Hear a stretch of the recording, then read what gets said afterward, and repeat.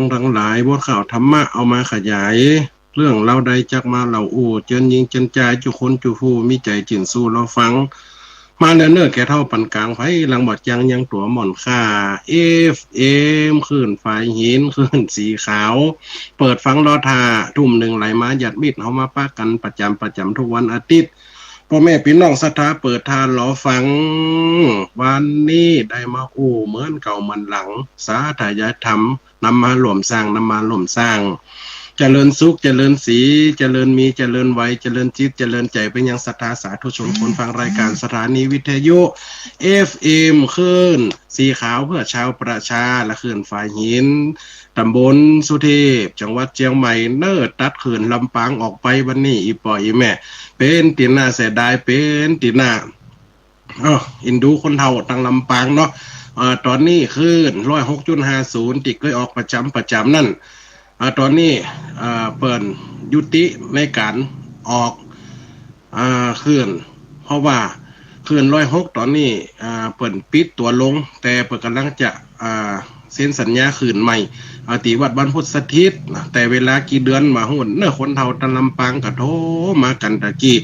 โทรมาสนิ่งสันน้องโอ้ยแม่จะมาเป็นเรื่องเกี่ยวกับซึมเศร้าแห่งมการอฟังถึงวันพระอาจารย์หายไปเหียนหน้าสื่อเนี่ยพระอาจารย์หายไปเหียนหน้าสื่อเขากันเนี่ยยังได้มันได้เนาะอีพอยแม่เนาะเพราะวัน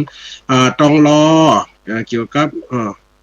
คสทชนะว่าเปิ่นต้องเซ็นสัญญาหรือว่าการทำสัญญาขึ้นมาแห่งใหม่ในการตั้งวิทยุเนอะอีบ่อยแบบเนอะวันนี้ได้ฟังกาตั้งละปูนแล้วก็ตั้งเชียงใหม่การตั้งเวียงปะเป้าส่วนหนึ่งแหละแม่สวยส่วนหนึ่งตั้งวังเหนือนี่ได้ฟังอยู่เพราะคืนตั้งเวียงปะเป้าเนาะตั้งวังเหนือนี่ฟังตั้งคืนตั้งแม่ขจานตั้งเทียงหายคืนลำปางเปิดปิดตัวลง กำลังจะเซ็นขืนใหม่เนาะกำลังทำสัญญาขืนใหม่อีปอยแม่นเนาะคนเฒ่ากระโทมาไหลริมไหลล้ำตะกี้อาตมาภาพกำหูจะเนี่ยจะได้เพราะว่าตั้งผู้จัดการสถานีเปิ่นก็ว่ารอไปก่อนทางพระอาจารย์มหาสมศักดิ์ว่ารอไปก่อนเนอะวันนี้รู้สึกว่าเข้ามาหลายเพราะว่าตั้งลำปางที่เปิดมาได้ฟังทั้งวิทยุเปิดก็จะพอทั้งไลฟ์สดเนาะวันนี้เนาะนมัสการค่ะอาจารย์วุฒิกรศิ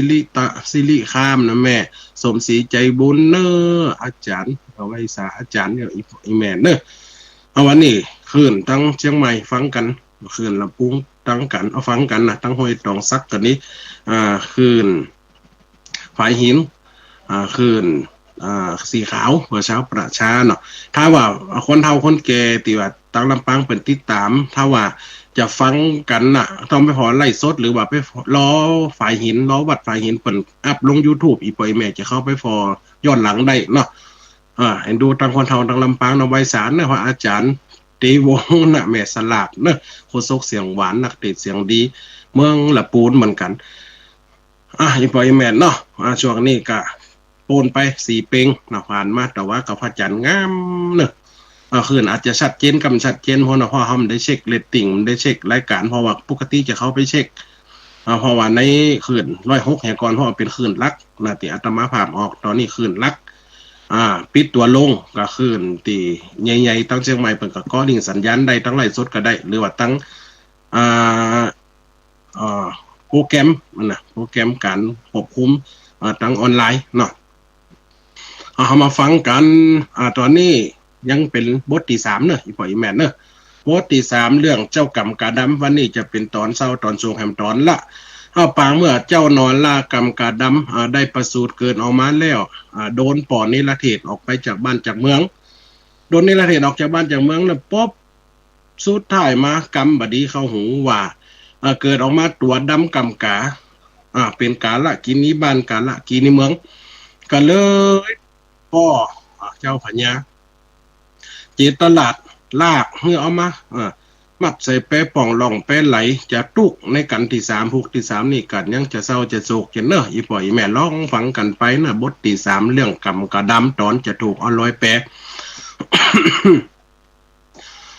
อินดูนอนลาดองฟ้ากำกันกับแม่มันดาตุกสุกมองไม่ เจตาลาดองอันเป็นที่ไว้บ่อินดูในสากนี้ทำตามใจสิ่งที่งูปิดมันใส่มนต์เจ้าอู้ใบบาดเดียวนี้จันตาทุกนาใจพอหมู่ไรนะทำตามใจเจ้าเสนามาดไปหลักตัวมันมาเอาล่ะอีจันตาก็ไอ้กรรมการนั่นมาเอามัดใส่แปะไหลเดียวนี่นี่พญาเจตลาดสวกใบสวกบอดทำตามใจเจ้าขาดเปเหกัน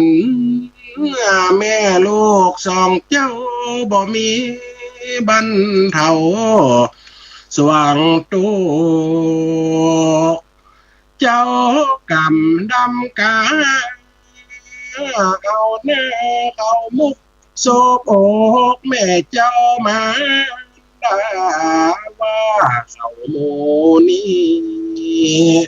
เขียนตีมาตามัดลากเข้ามาตัวกันควยบ้านแม่ให้เอานาเขาหมุกนาอกแม่เอามุกตักแม่ติ๊กว่าเนี่ยเปิ่นมาตีแม่เนี่ยยังเปิ่นมาบุกแม่เนี่ยยังเอ็นดูเจ้ากรรมการน้อยอยู่โลดใน3 ขวบปลายเนี่ยหูเรื่องอย่างซักอย่างป้อโดนเมียน้อยใส่ยาเสน่ห์หลงเมียน้อยบุบตีลากแม่มาแม่จันตาก็ให้กอดเอาลูกกลัวไม่แซ่จับใส่หลังลูกกึดด้วยรับตากึดด้วยกัดจะทรมานปันใดเนาะอีพ่ออีแม่เนาะเขียนตีมาตามัดลากเฮามาด้วยกันคุยบ้านเขาจากเอาเฮาเนี่ยสั่งว่าอันลูกบ่ใจมันชั่วชานี่แล้วกาองค์เจ้าปอฟ้าแม่เล่าบอกข้าบิดาเปินสั่งมาไล่ต่อลูกบุตรกับแม่มันดาบัญชาสั่งถอยเอาเฮาใส่แป้เอาแส่ติดถอยตีพระมันดาลูกรักสองจากกันให้วันกอดจักบ่มีตังแกอย่างใดเข้าขาดแปรไม่สร้างบงหลวงลานเอาเจ้าใส่ในมาดสองศอกแปรโอ้ยห้ามเอาไม้สร้างดีห้ามเอาไม้บงดีเอาไม้นุ่มๆนั่นมัดมันติดหันลากไปลูกใครให้ผลตายที่แรกจะฆ่านะแต่ว่าเจ้าบ้านเจ้าเมืองยังประท้วงว่ามันใจละถ้าเป็นเจ้าพญาก็จริงมาตัดสินใจผู้เป็นมเหสีเคยนั่งเคียงกันมาแล้วจะมาฆ่ามาแก่งกันมั่นทุกพญาก็เลยจะลากลงน้ำจะเหือตายตกน้ำนี่แม่จันตาก็ให้หอนวันตุกเนี่ยจะกึดเมื่อหอนที่วัดตอนติไปขอเอาข้ามาไปขอก็ป่อข้าก็ยังเอาไปคืนส่งป่อข้าเปิ่นฮือมาอย่าลูกก็ให้หวันแม่ไปหวันแม่ว่าแม่ก็กลัวไม่แซ่จับใส่หลังลูกกอดเอาลูกตุกเสียงมหาศาล เข้าคาดแปรไม้บงสางระวังลาเอาเจ้าใส่ในมาดสองศอกแปรบ่เฮือมีตังกำอังจะแก่ทุกใจนาแก่วาดว่าพงประชาชนโหเงินจวดจ้าของนางนอนลาสิ่งขีก็ด่าแจ้งจ้าคนทั้งหลายกับพญาเนี่ยมาดีใบมันดีเงา เจ้าเมืองทั้งหลายใจจ่วยกระจ่วยมันได้เอ็นดูตึกเอ็นดูสองแม่ลูกได้กับเราขวัญด้วยคนนี่ฟ้ากันแจ้งจาว่าอีใจพี่มันทำบ่ดีต่อนางแม่เจ้าห้องก็ให้หุยแม่กับลูกเต้าคงบ่เหลือเงาสากไว้ห้องก็ไว้วอนฮือสิ่งชั่วร้ายอย่าได้มาใกล้ส่องลาให้ไหวอินวอนฟ้าส่องพระเนตตาช่วยแม่จันตากำกาลูกเจ้าโอ้ยพญาอินพญายมพญาผมพญายมมาหลัดตนที่มีศีลมีธรรมเล็งตาเล็งมากำเนิดช่วยแม่สองแม่ลูกในเตอะบ่ได้พิษได้ผลอย่างซักอย่างบ่มีคำไล่คำสั่วซักอย่างพญาเนี่ยฟังคำเมียน้อยเนอไว้เตวบุตรไว้เตวดาคนเจ้าบ้านเจ้าเมืองให้กอดกันเอ็นดูช่วยแม่จันตากำกาลูกเจ้าเมื่อถึงเวลาเขายกต้องเต้าสู่วังนาตีแม่น้ำไก่สุตาบ่หันฟังกำอินดูบ่น้อยสองรามีแต่โศกทุกข์ให้น้องหน้าตา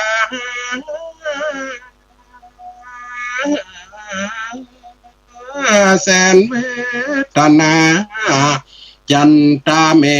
เจ้ากำดำกาบ่หูเงินเงาว่าพิษสำเนาเรื่องนี้ได้สามกว่าไปบ่หูในนี้ลาบกรรมปุ่นอีเกิดมาเมื่อก่อนนั้นกรรมตันมาเมื่อข้างเดิมป่าติดตามถอยเกิดเป็นเจ้านาเหมือนมากว่าจอยฟิตใหญ่นกมันเตียงเต่ากินข้าวยังนาภาษามันเล่ากว่าได้เสียเข้าง่วงงามมันหันห่างนกเคินยกกำกวามมัดปากขอดรวมลูกนกน้อยๆจงลงน้ำไหลบ่โหที่ถอยเลยเป็นกำลอยเมื่อนั้นกรรมของเจ้ากรรมกระดำอีป่อยแม่คนเฮาเนี่ยยังไหวก็ย่อมมีกรรมเจ้ากรรมกระดำอดีตจารย์เป็นเจ้านะเป็นเจ้านะแล้วน้ำเข้าเหลือนกทั้งหลายก็มากินเข้ามืดใจหื้อนกนี่เสาะหาหางนกแงนพออยู่ปลายไม้บรรลบ่ขึ้นไปกะยังใหญ่ก็ขึ้นไปมัดนี่มัดขอดปากหางนกเอาโจงลงน้ำเอาลอยน้ำกำตอนนั้นมาติดตัวสองเจ้ามาปัดฝากกันลูกนกปัดฝากแม่นี่กำนั่นมาแผ่ถึงตัวปลาหือมัวมนเศร้าได้เกิดเป็นเจ้ากรรมกาเต้ามาเวทนาลำบากเปิ้นสำหรับร้อยน้ำไหลเป็นกะวนกะวายถึงแม่ถึงลูกสองเจ้าแปรถึงแตกเนี่ยสันได้กระยุมได้เรื่องกรรมกระดำเนี่ยนะอีพ่ออีแม่เนาะจงลงน้ำไหลบ่ฮู้ที่ถอยเป็นกรรมลอยมืออันนั้นเจ้าถูกมัดล้าง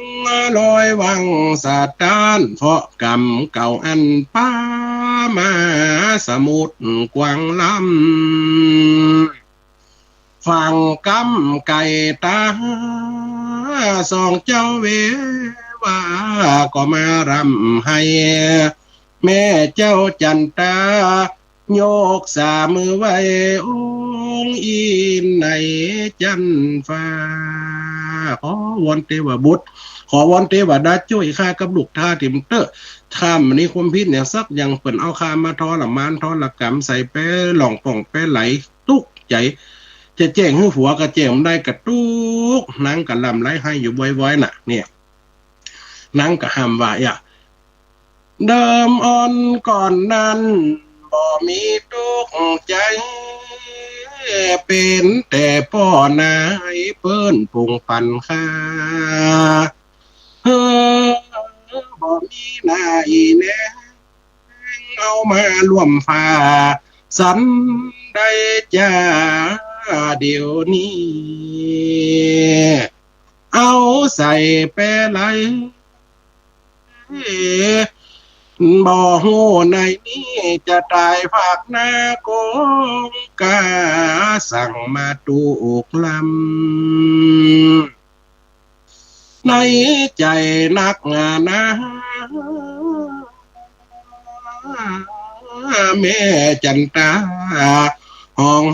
งให้กอดลูกด้วยให้ด้วยนี่อินผมอยู่ในจันฟ้าป้อจวยหักษาบุตรกำพร้ากับตัวข้าละวังบ่รู้ว่านี้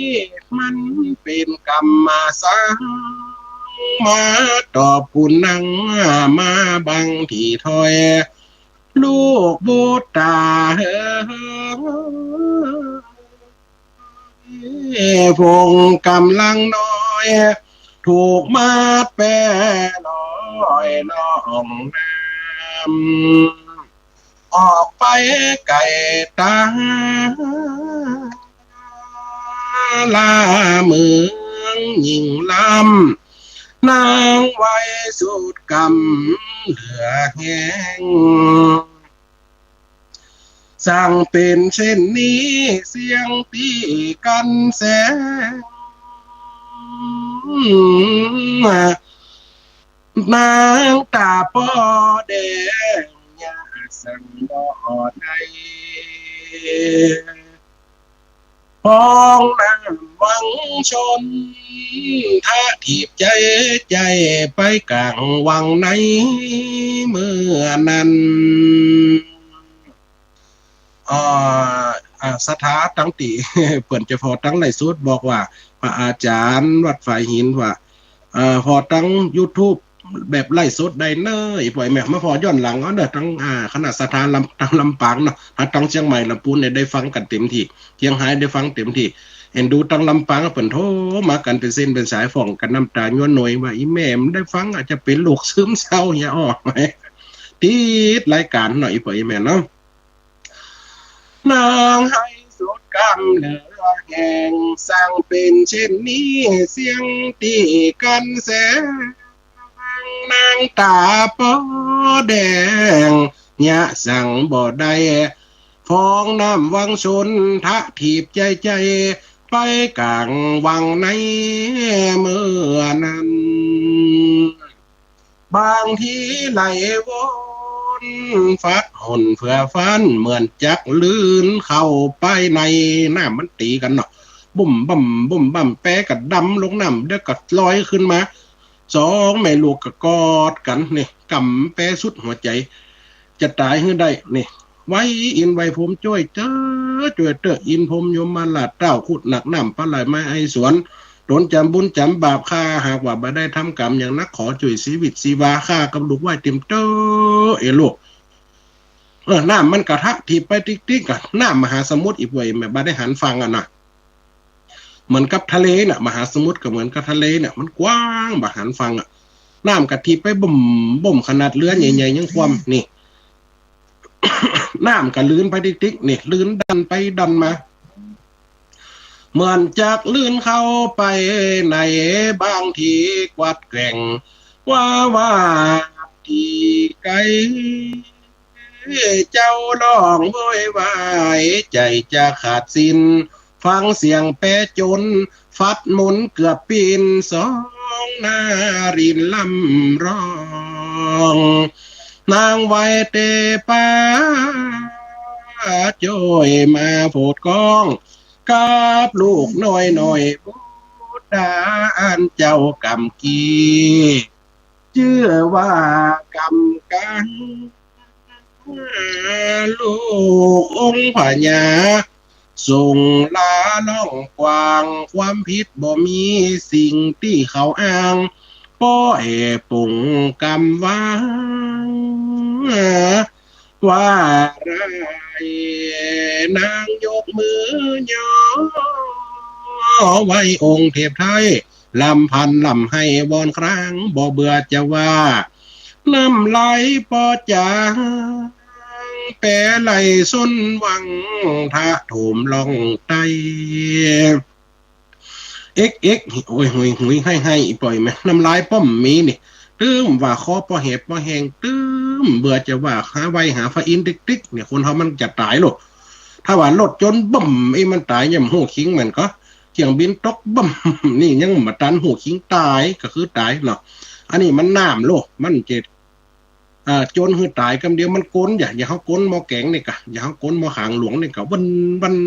นอย่างกับปอดนี่กะปอดมันลอยน้ำเต็กตับเต็กปอดเต็กจุ่มเต็กโฟหันติ๊กนี่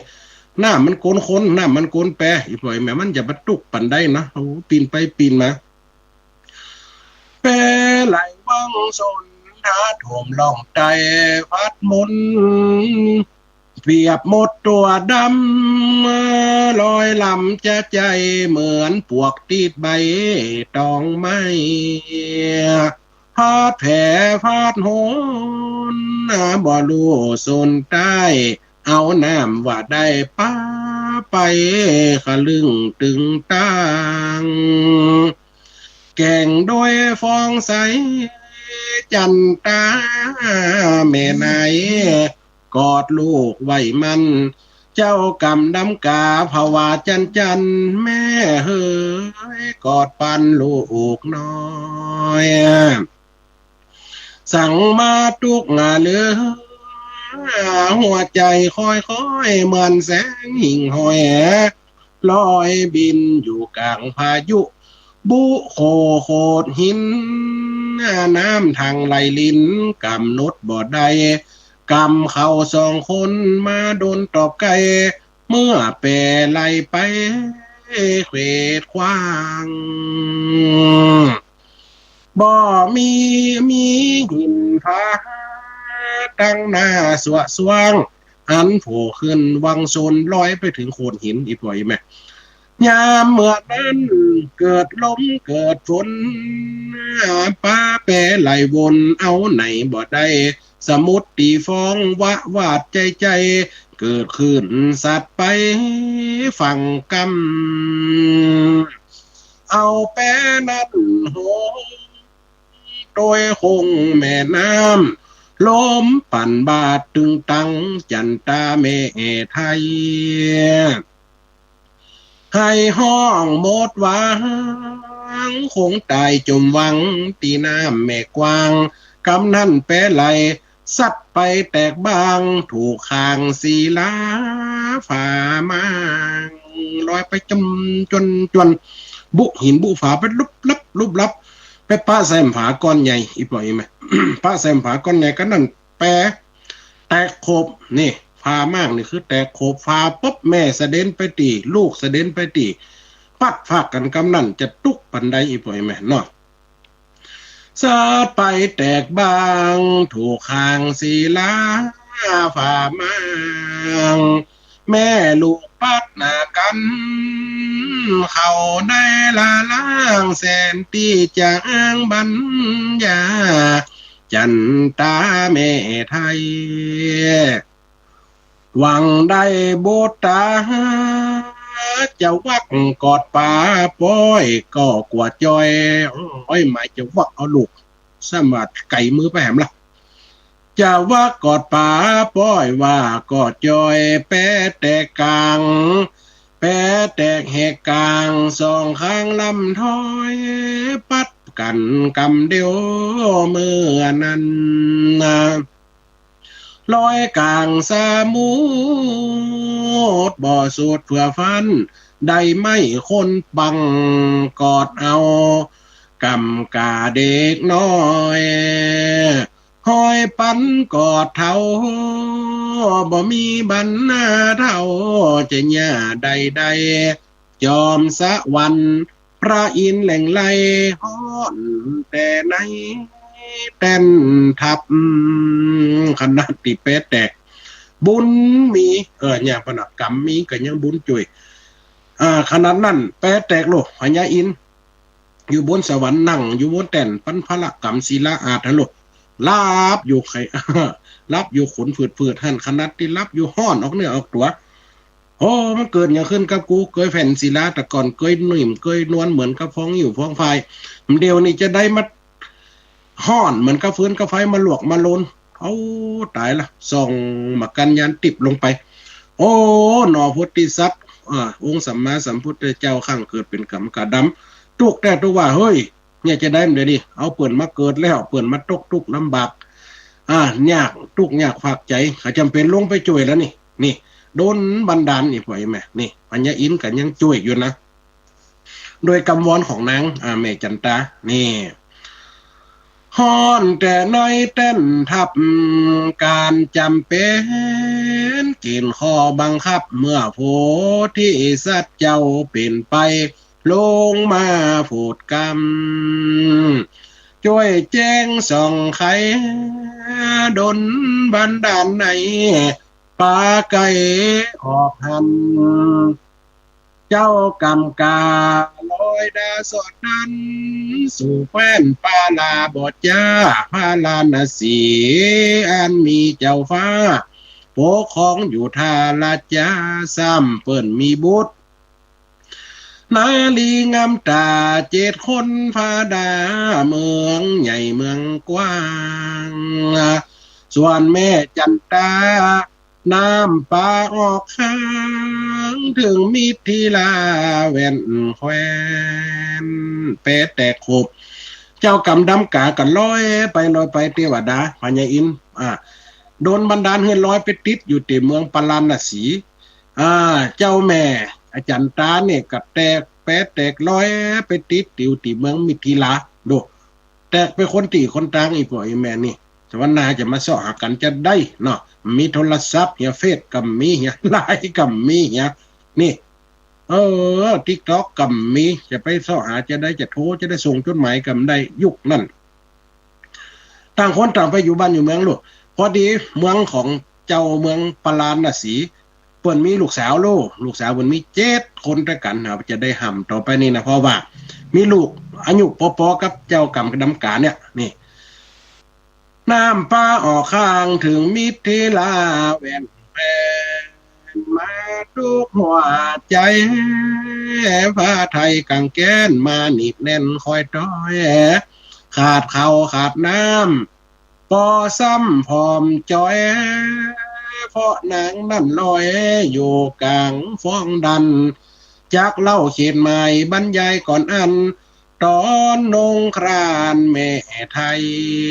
อันนี้เล่าถึงตอนแม่ของก่อนนะแม่ติดไปร้อยติดเมืองมิถิลาเนี่ยมาได้กินข้าวกินน้ำลูก3 วัน 7 วันร้อยอยู่กลางน้ำมองล่องจะเล่าถึงแม่มันก่อนไปติดอยู่เมืองนี่จะเกิดจะได้แต่ผอมมดพอดองพอผอมผ้าครัวป้อมมีนะดุดลุยมดแม่จันตาขอ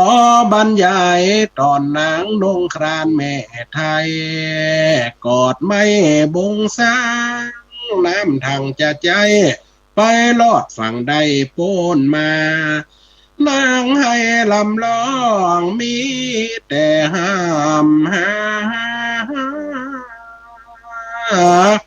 เกิดรอดบูดดากำกาลูกน้อยจักเป็นเลือตายบ่รู้ที่ถ้อยมาเกิด500ตุกซ้ำตุกหัวอกแม่เหมือนเจยฝุ่นมุกกางแก้นหน้าแน่นมันดานางมีแต่ร้องเนบน้องน้ำตาย่างย่ายปาตาปาตัวออกปนโอ้ยนี่ให้หาลูกอยู่ไว้ปาตัวออกปนฟ้าปุดขาดหายเปื่อยกายล้นจนนางมีกังวลใจนักบ่รู้ไปไหนย่างไปสำนัก เขตมิที่ลานาเกิดหาแต่ลูกเจ้ากำดำกา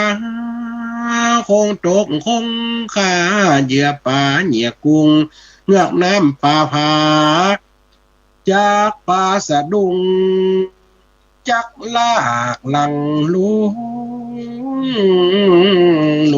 กลากให้ด้วยกึดหูข่าวเอาแหน่ลูกเม็ดตกน้ำตกหนองเป็นเงียกุ้งเงียป่าไปเหียจ้าลูกแม่ไม่ตั้งใดเมียกาลูกกระคุ้มเหลือกันนั้นแม่ยังพ่อจะตายปันอีแม่คนใหญ่พ่อปอเป็นคนมานี่เกิงคนมานี่อายุ40ไป50โลดตอนนั้นมีลูกนะเพราะว่าเขามีลูกติดไปวอยวอนขอน่ะนะแล้วก็ลูกโลดได้3 ขวบไปจริงเนี่ยจะได้ให้เกิดแล้วก็ให้เต้าแล้วก็ลูกแถมใหม่กำลังใจตัวเก่าดกแม่จันตานี่ก็ตุกเพียงตุกแต่ฮะจากป่าสะดุงจากลากหลังลูกลากนางเดินไปถึงไม้ที่พักเป็นตูบน้อยมุงขาปะตาใหญ่นั้นนั่งกันโอจาหันใส่จันตาปากจะถามทองอย่างไปสักไปฟันนี้จนเอาอย่างสักอย่างมีสักมีสีพาควักกับได้ใส่ตากับยายหนังเจ้าหันกินเขาไงโอ้ตาวันนี้ล้ำเนาะตำเขือนี่หรอตำเขียนใส่ไข่ก็ล้ำใส่ห้าก็ล้ำอันใดก็ล้ำหมดอยู่ตะกัน2 เท่าลูกกับมีนะเขากระตุกเพราะการตุกเท่ามาปันจะไปปากมันตาเหยคนเดียวมีลูกกับลูกได้มั่มเจเลี้ยงพอโตย่านั่นย่านี่ลูกนี้เป็น7เป็น8มันย่ำเลี้ยงลูกมันย่ำเลี้ยงพ่อเลี้ยงแม่มันจะไปตุกตุกใจมันอยู่ไปกินไปอ้างกะเนี่ย2 เท่าอูกัน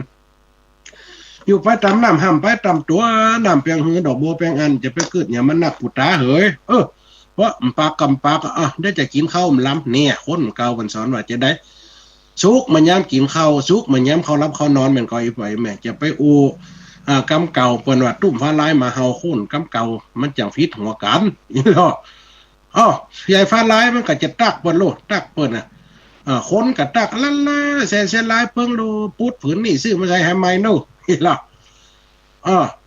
หมาหันหมาก็ตักเฮาหมาน้อยกับเฮาหมาใหญ่กับเฮาเนี่ยมันจะฟังได้บ่อยแม่ฟังอะไรเงินได้สาระประโยชน์เนาะตุ่มพาลายมาเฮาคนกำเก่าฟิตกัน2 ตาใหญ่ก็อู้กัน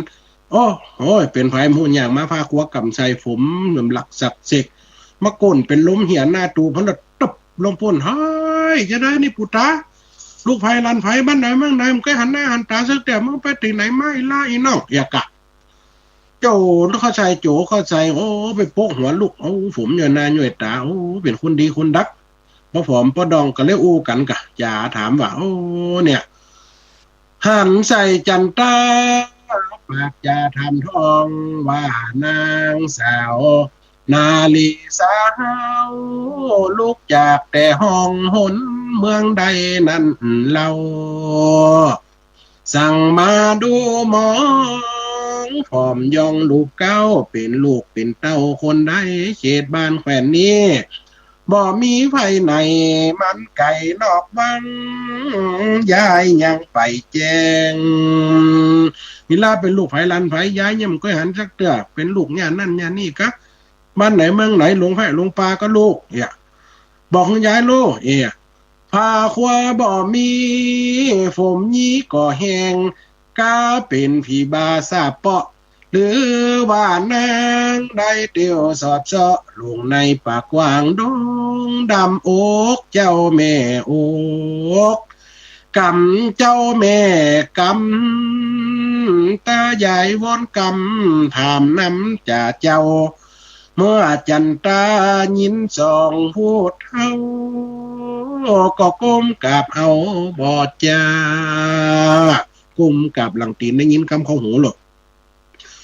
ว่ายายกับตาเหมือนแสงจากฟ้าส่องมาลูกหลามัวดำตัวข้าลูกนี้ถูกจี้ครับจำเปิ้นเอาใส่ลำแป้นำออกบานนางใดเล่าไม่ตามลายเมื่ออัน สุดแสนจะบันโศกไรสองเท่าได้ฟังน้ำตาปังฟ้าเอ็นดูใจไม่เหลือแห่งว่าอวยลูกอกนากำนักป่าแผงเข้าสั่งรุนแรงทำใดเนี่ยใดว่ามาลูกมาอยู่กับวันไวสลีคำใบบ่อนาเจ้าอย่าได้มองเนตรน้องพละก็เสียหวังบ่ได้ดักเจ้าแม่ดำร้ายน้องจะเท่ากับไปจิตหน้าจิตตาจิตหือเนี่ยให้กระอันได้ลูกดักเสียดักเตอะก็เสียตองอันบ่ได้บุญมีฝีกำลังบ่ถึงตายตากับยายอูไม่เป้าสังจันตาเตวีฟังตีกำอ้างก็ให้ไม่แควนจื่นนักจื่นใจขึ้นมา อยู่กับตายายได้เป็นตีพับมากินเหมาะหากินเหมาะแหลงเหมาะไงแม่เจ้าหลอดปนล่วงล้นความตายขอกล่าวถึงนายกรรมการลูกลาอันนี้กล่าวถึงแม่จันตาโป้นตั้งตายแล้วลูกสองเท่านั้นช่วยไว้ขอกล่าวย้อนไปถึงเจ้าลากรรมการเนอะนี่กำกาลูกลาเมื่อแปรเปปังน้ำทางแตกไหลด้วยนาว่าปันกว้างเจ้าก็ลอยไปวะไหวสดล่วงตามแหงขึ้นตั้งวารีลมปัดมุมเมือกความเครือกตั้งตีถึงฝั่งหน้าที่จอดโปนหลอดใดเจ้ากำดำกา ให้แล้วก็ให้บ่หันใส่ใยแม่ฮักได้หันหน้าแม่ให้ละป้าพากเสียกันที่ห้องสำนักสู่เขตแห่งห้องฐานีจื่อเลือกตานปาราณสีเจ้าโปกครองมีอาณาแผ่กว้างซ้ำมีลูกสาวรุ่นลาวเอกอ่างเต้ากันปิมเดียวพร้อมพากเจ้าพญาปารณสี มีลูกด้วยกัน7นางเป็นเมืองใหญ่หรอรุ่นดาวเขาเดียวกับเจ้ากำดำกะนี่รุ่นลาวเอกอ่างกันปิมเดียวพร้อมพาใหญ่โตอาโคยิงนามีญาจะสวนเมินมานำว่าไว้ญาปากีกา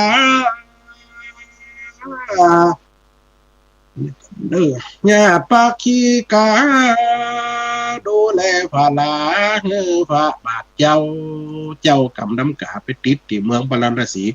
พอดีมีหญาเท่าคนหนึ่งจีว่าหญาปักขี้กาเป็นสาวเท่าบ่มีผัวอายุได้60-70แล้วหัวงอกซุนบนอ่ะไปเฝ้าสวนอุทยานของเจ้าพญาอยากปลูกเต้าปลูกแตงปลูกม่วงไฟเพิ่งอย่างกระปลูกกันไปดูแลสวนจนพ่อเท่าหรอกมันมีผัวมันอย่างมันปากเจ็บอย่างนี้นะเรื่องกรรมน้ำกามันจะเศร้าแล้วก็จะมาตลกอีกไปไหมจะมาตลกตอนเนี่ยหลังจากเจ้ากรรมกาดำมาอยู่ตัวหญ้าปักขี้กาเนี่ยหญ้าปักขี้กาเนี่ยเป็นสาวเท่าหนุ่มมีผัว เป็นคนจะสวนเมินมาว่าไว้หญ้าปักขี้กาดูแลฝานาพระบาทเจ้าเอาไปถวายเฮือนางปิ่นเก้ากุมมาลีลูกดาวน้ำเจอไขวันไว้นั่นเล่าลูกเก้านางพิมมาลาอันนี้จะลำดับลูกของเจ้าพญาเนอะจื่อมันนักหน่อยปล่อยแม่จำจะได้มันได้กันม้วนหัวเนอะ โลกเก้านางพิมมาลาทวนสองนั้นนางนาลิกาอุมาลาทวนสามเหลียกตันสีสุนันทาทัดมาแหมคันเจื้อสุวิเอมาลาหนอเนื้อโจจิมางามเหล่าหาเครือสุดสายสุดเสือหน้ามาเทพกัญญานันทวนเจ็ดพาตาเป็นลูกพญาเกิดมาแต่ต้นลูกพญาเจ็ดคนคนแรกชื่อว่านางพิมมาลานี่คนที่สองชื่อว่านางนาลิกาที่สามชื่อว่านางอุมาลาคนที่สี่ชื่อว่านางสุนันทาคนที่ห้าชื่อว่านางสุวิมาลาคนที่หกชื่อว่านางจุจิมานี่คนที่เจ็ดคนสุดท้ายชื่อว่านางกัญญาเตปะกัญญาแล้วเจ้ากับดำกาจะไปใดนางพิมพาขนุนอยู่ได้จะได้อีปล่อยไหมมีลูกเจ็ดคนโลเดี๋ยวมันจะมีตอนต่อไปนี่มีลูกเจ็ดคนล่ะจะได้มาได้นางพิมพาน่ะแม่พิมพาขนุนอยู่กำสู่ขวัญกำห้องขวัญบ่าวสาวปัจจังเอามาว่าแม่นก็อันเป็นวันที่เจ้ากำดำกาได้แม่นางพิมพาขนุนงิ้วก็มาได้วันนี้เจ้าสัพพสิทธิ์มาได้นางเนี่ยนะลูกกระจับก็มาได้วันนี้โลอันนางสีตาอันนั้นนางสีตาแต่บ้านเฮาห้องว่านางกาซิมโหน่ะนะบ้านเฮาว่านางสีดาคนไทยว่านางสีดานางสีตามาได้เจ้าพาลังก็มาได้วันนี้ได้คืนมาลูกยักปูยักลังกาซิมโหน่ะลักนางสีตาไปแล้วฝลักฝลามเนี่ยไปตัวสับลูกปีกกับน้องนี่โอ้มันม่วนอีไปแม่เดี๋ยววันหน้าเขาก็จะแต่งไปแฮมติ๊กๆนี่แต่งไปเลยๆอันนี้เรื่องเนี่ยมันจะมีลูกเจ็ดคนแต่ว่าพ้นที่แปดจะลูกที่ไหนมาอีปอยไม่เคยฟังกันไปเนอะเตปากัญญาเมื่อนานทวนเจ็ดพาตาเป็นลูกพญาเกิดมาแต่ตนย่าปักขีกาบ่ได้ล่วงปนดูแลส่วนพรางหน่วยไม่เจนพระบิดาอยู่มาหลับใจจนมาสู่ได้เจ็ดยิงปลูกกล้วยบะเป้าเต้าแดงแต่งจริงกะเหล่าเป้าปิงฝาลาลูกสมขลุ่นขจุนมากนุนสุกอมหอมทั่วอาณาที่นั้นนี่หมากนับหมากเกวนแบ่งเดนเขตคันหมากม่วงหมากเงาะลำไยหมากไฟหมากฟ้ามันจะใส่ใจเอาขี้หมูเข้าใจเอาขี้ไก่เข้าฮดขดดินปองถอกน้ำฮดนี่พ้นแตงกระย่างแตงเห็ดอ่ะอิโลยกหางตัวเก่าเห็นหน่อยนี่ก็ลำดับผลลำไม้มันเก่าเนอะอีปอยอีแม่เนอะหมากไฟหมากฟ้ามันจะใส่ใจหมากขามถมไปอันใดก็คอนเนี่ยเดือนสีเนี่ยขามชุกันเนาะหมากขุนหมากโอ้ลูกโตตอนร้อนคอนปลายกิ่งใบปอก้อมแม่นก้อมโอ้แกันไฟนี่ต้นต่อมอย่างหนึ่งเก้ามันจุดปอก้อมล้อแอนขุนนี่ก็คือบะขูดติมันแอนมันหวานอีกอ่ะเดียวนี่มันใครมีอีกป่ะอีแม่เนาะมะขูดนี่ลักษณะเหมือนมะขูดด้วยแต่ไม่แอนใหญ่ต่อกำปั้นนี่มันหวานกิ่งใบปอก้อมหมากฟางสุกเหลืองหมากเฟืองสุกพร้อมลามต้นกิ่งก้านเหลี่ยมลายหมากหลอดหมากกู้หมากยู่มีลายสะอาดสะไอหมากตันหมากมวยหมากป้องหำฟันหมากซันหมากกวยหมากมันหมากเป่าหมากละบะป้องหำฟ้าเนี่ยเดียวไทยมันได้กินละก้าเนาะสมัยเป็นละอ่อนยังได้กินอยู่นะแต่ว่าคนไทยเปิดเอาใบมาแกงอีกไหมนี่นะเขาว่าแกงชะมวงนี่นะใบชะมวงนะบ้านทั้งห้องใบมันป่องนั่นน่ะหน่วยมันจะยังพอเอายังกับมันจะยังมังคุดนี่ในแม่แต่ไม่แอนสีส้มเนาะแล้วมันจะสีจะเป็นลีเห็นหน่อยเขาฟาเกลืองฟาบีเอามาเป็นยวงจ้านะเป็นยวงเป็นลีจ้านะส้มหวานมักกะนี่เราคอมกาวเดี๋ยวคนเท่าโดน5-6 เสียได้กินมั้งเนี่ยพอดีเขาเกิดตันได้ ายน่ะมันเกิดยุคปลายแต่มันเฮาอยู่บ้านห้วยกล้วยป่าก็เลยฮู้จัก หมากมันหมากเป่าหมากนะมีมากนานามันปลูกสะปะเนี่ยปักขี้กาจะดูมันอยู่ในสวนม่วนตาม่วนหูอันใดก็จูมันรู้ที่ถอยหลังกองคอยอฟอตัวน้อยๆย่างเออย่องย่อยจัดจ้าปลานาสีเมืองเจ้าหนอฟ้าเมื่อลงสู่หน้าเข้ามาจักเป็นสันใดฟังไปเตอนะหมดเวลาว่าไว้เป็นบังเต้าอี้เล่าสู่กันฟังก่อนแล่นายเฮ้ยจบตอนไปก่อนอีป่อยแม่ จบตอนไปก่อนเนอะเล่าถึงเจ้าแม่แม่เจ้าจันตากับเจ้ากำดำกาแปะแตงแหกกลางมหาสมุทรต่างคนต่างปัดกันไปตกอยู่เมืองปาราณสีคนไปตกอยู่เมืองมิถิลาคนแล้วกำนั่นความทุกข์ความโศกที่หาบมันพ่อเปิ่นใส่ลายปลายสีกับว่าใดสองเท่านั้นช่วยแม่ไว้ย่าเท่าปักขี้กากับมาช่วยนอนนี่ไว้วันนานะอย่าฟังพ่อย่านี่มันจะมาตลกในตอนต่อไปอีกไปแม่ย่าปักขี้กาเนี่ยมันปลูกโลกปลูกสะปะมเต้าแตงมันกุกมกาสะปะปลูกไว้เจ้ากับน้ำกาเนี่ยเป็นละอ่อนหูความหูขีมีต้นอย่างก็เข้าไปก็จะไปพอสวนเนี่ยจะไปพอสวนน่ะจะเป็นหลักกินผลละหมากหลักใหม่ของเนี่ยปักขี้กามันจะม่วนตันเนี่ยเนอะนี่พ่อยแม่คนฟังรายการตาลำปางเนาะตาว่าพอตั้งFacebook ไล่มันได้กับไปพอตั้ง YouTube ช่องของเขื่อนฝายหินเนอะเขื่อนฝายหินอีพ่อยแม่เนอะโยมแม่บัวขี่ โยมแม่อัมพรเนอะแม่บัวขี่เปิ่นจ้างทันสมัยน้อยก็ได้ฟังอีแม่ลำปางเขาได้ม่วนเด้อจะได้ฟังนะอาจารย์นเรศเขามาฟังนมัสการเนาะอีเนาะกิษณาลาหัวลักตัวเหล็กเนอะคุณครูเจริญพรเนอะนัทการนัทเนี่ยเนาะหลักกะนารินกับภาษาอังกฤษนี่กำลังถูกกันเนาะเทพบันเทิงเบาน้อยนมัสการครับเนี่ยเจริญพรเนอะอันตุเจ้าน้อยมงคลธาดาไวสาเนตุปีเนอะวัดอันเนี่ยก็กอกเนี่ยเรื่องบะเจโกกอกลงพ้นนะ จำได้เนอะแม่บุญหลานวันนะวงวันนี้ได้ทักทายฝองเนาะไอPUA เนี่ยนะบัญญัติกะเนาะบัญญัติอีเนาะภาษาอังกฤษเนาะอ่านได้ฝองนะหลักเก่งพอได้เนาะไปสมศรีเนาะอาจารย์ในวุฒิการมันใครหันดูไปอาจารย์ออกกันได้ฟังกันแต่ฮะอาจารย์พญาตีวงศ์ไว้สารอาจารย์เนาะอาจารย์โจกับมาฟังนี่แม่สมควรใจน้อยจะเลื่อนพรแม่สมศรีหลายคู่หลายท่านเนี่ยเรียนความกันโอ้ยไล่เข้าไปไหนหมอไหนเป็นไหนหมอเนาะโยมแม่พิมพ์นะแม่พิมพ์เนี่ยได้พออยู่แม่พิมพ์เนี่ยได้พออยู่ว่าแม่กระโทรมาว่าความได้ฟังอาจารย์พระปีเราตั้งเมืองแปดเนอะนมัสการไวสาเนอะKRO กันลวิทย์อีกอะหมดเด้อมันไก่มันไข่หันคำนำแปดตาดเลยอีปอยแม่ได้ฟังรายการเนี่ยมันกล่าวถึงเจ้า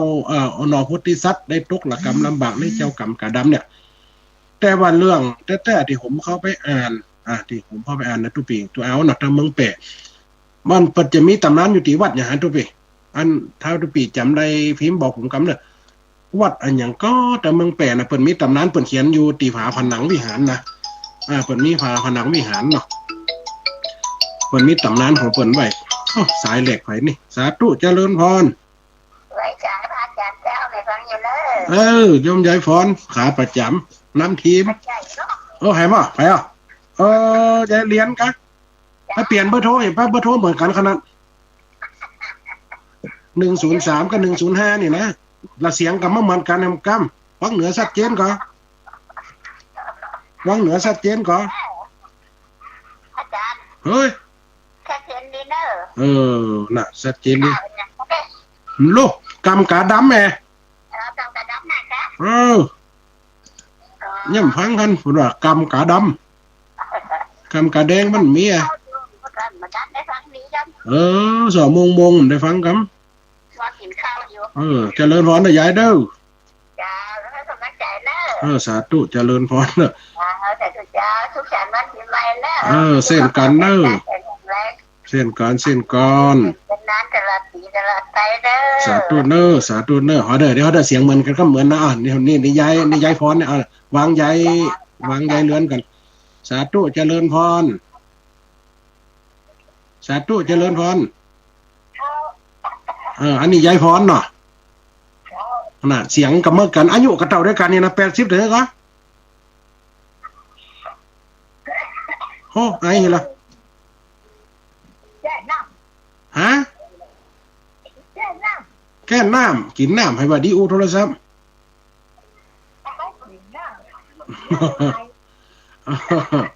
สาธุเนอะสุวรรณวันปีใหม่อายุวันโนสุขังพลังเด้อยายฟอนยายเลือนเด้อฝ่ายหินเดี๋ยวนี้ได้ฟังกับฝ่ายหินก็ขึ้นสีขาวท่านะมื้อนั้นขึ้นลำปางยังหายไปแล้วเพราะว่าเป็นห้องปิดสถานีไปก่อนหมู่ลำปางได้ฟังให้กันบืดบาดๆเท่านั้นเองฮะสาธุเด้อยายเลือนยายฟอนเด้อ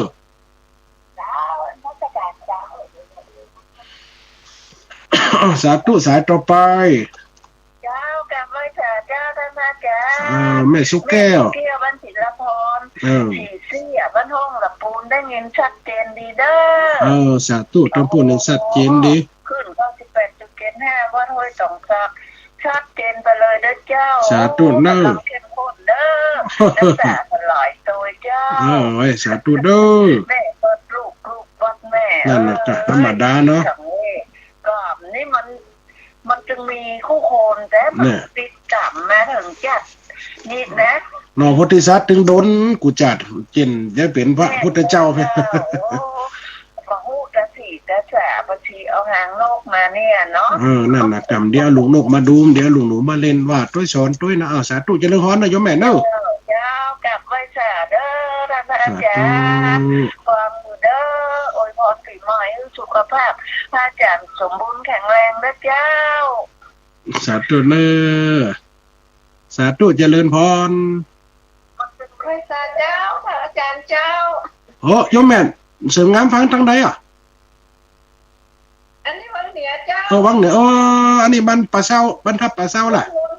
บรรวังมนโอ้เสียงยังครับแม่วินเสริมงามกันนั่นสาธุเด้อนั่นน่ะกะฟังด้วยกับกัดอกด้วยนะให้ด้วยสาธุเด้อเส้นเดียวกันเนอะจ้าเลินฮ้อนนะโยมแม่เนอะสาธุวันนี้นายสถานีมาฟังเนี่ยน้องนัดเขามาฟังเนี่ยนี่กุฏิเตียปึ่งน้องนัดโลกผมชอบได้ปุ่นเฮกะหลักการเฮือนเนี่ยกาสกรนี่กะแต่คืนป้ากันนะเพราะติด2ธรรมะแต่คืนเวลามันน้อยครับ FC นาขายในเมืองลำปางนะครับสาธุเจริญพรเด้อแต่คืนไปติดวัดพีใจ2ธรรมะก็อาจารย์นนพลแก้วเก๋อาจารย์เก๋น่ะอันเวลาเป็นจำกัดกะเฮาอันเป็นนักวิชาการนักนะซบยมแม่แก้วเนาะยมแม่แก้วตะคืนไปเตะเนาะตะคืนอาจารย์เพิ่นก็ฟังอยู่ยมแม่ปีเกษตรศักดิ์นะเจริญพรเด้อแม่จันคำเสมอกันสาธุเด้อฟังอยู่เจ้าเองน่ะเวลาจะหมดเวลาหน่อยปล่อยแม่นเด้อหลายผู้หลายท่านติดตั้งมาทั้ง Facebook ก็ดีที่โทรมาก็ดีมันนี่จะขาประจำเนาะนี่ตั้งลำปางมันมีคืนดันลำปางคืนมันหายไปแล้วมันได้หัวเด้อจะคืนมาน่ะคนเฮาก็รับให้น้อยพุ่นน่ะหลายผู้หลายท่านได้หลายคนอีปล่อยแม่ได้มาฟังมันก็เป็นคติสอนใจอย่างเรื่องตะกี้น่ะมันจะแวะสอน1คนเฮาบัดนี้กำเก่าคนกำเก่ามันจังพิษกันเนี่ยตุ่มพาลายมาเห่าคนกำเก่าจังพิษกันผัวกับเมียเนี่ยได้ปัดฝากจากกันได้อย่างเพราะบ่ฟังกรรมหรือว่าไม่เชื่อใจกันใส่ความกันสุรามันก็อยู่กันได้หลายกูหลายคนลูกเป็นกำพร้า5เซี่ยวนี่บางคนลูกเต้าเหล่าหลานปัดฝากกลายเป็นกำพร้าอยู่กับปอกกับแม่มันได้ก็อยู่กับตากับยายคนเฒ่าก็มาตุกใจแฮมนี่บางคนก็มาตุกใจเนี่ยหยังลูกเต้ามาเอาหาสิ้นปีทำให้ฟ้องก็ล้ออย่างเขียดล้อน้ำล้อฝนนี่ลูกเต้าเขาปั่นเขาไปเนี่ยการตั้งใจตั้งละบางทีเขาก็ทำเขาได้เงินลูกปีใหม่ปล่อยเขาไปเถอะ บางคนหลังปีใหม่เขาอาจจะมาก็ได้หรือว่าสงกรานต์เขาหรือว่าวันละที่เขาจะได้มาเขาก็ได้เงินได้ทองเอามาเพียเหลือในจนเจือในครอบครัวมันก็เป็นเนี่ยบางคนเฒ่าจะน้อยใจอิ่มใจในอีพ่ออีแม่เนาะลูกเปิ้นมากันเบิดๆบัดลูกเฮาเนี่ยกองหาในก็ได้เงอซ้ายก็ได้เงอขวาก็ได้รอลูกให้เราเข้าบ้านมาบางคนก็น้อยอกน้อยใจเป็นซึมเศร้าไปเฮาคนแก่คนเฒ่าเฮาก็วางใจนะเอาธรรมะเป็นที่จังอีพ่ออีแม่เนาะธรรมะเป็นสิ่งที่ชโลมจิตใจฟังได้เกิดประโยชน์ฟังได้ก็เกิดความคิดตัวในความสับสนอันยังกับในจิตใจเอาใจเป็นติดตั้งคนเฮาก็อยู่กันได้เนาะอีพ่ออีแม่เนาะเวลามันก็จะหมดเวลาเหลือ6ท่าน6คนที่ใน Facebook ไลฟ์ก็ขอเจริญพรเด้อสุขสันต์วันปีใหม่คู่คนอายุวันโนสุขขังปันลังขอให้ปัสจากข้อปีเดือนวันอุบัติทั้งหลายหมายมีฝ่ายญาติ96ลมหลาย15จวดจ้า62พญาตั้งหลายขึ้นหลังงับกับหายกลายเป็นโสมะตกไปไว้เลขพศเก่าเลข68เก่าเข้ามาขอมีแต่ความเก่าหน้าเนาะความเก่าหน้าเก่าตาอีป่อยแม่ก็มีกำลังฟังสาฟังรายการกันไปแหมติ๊กๆเนาะเวลาหมดเวลาเนี่ยปลาลากันแล้วคนฟังตั้งหลายการขอส่งสัญญาณอุจจาปักปอนพนาฬิกาไหลมาลิงคอนสุตังราจรนัดพบวันนี้บัตตาวันนาเฮาก็มาปะกันแหมคำเน้อสาธุเจริญพรเน้อสาธุเจริญพรโอ้ยสาเจ้าสาธุโยมแม่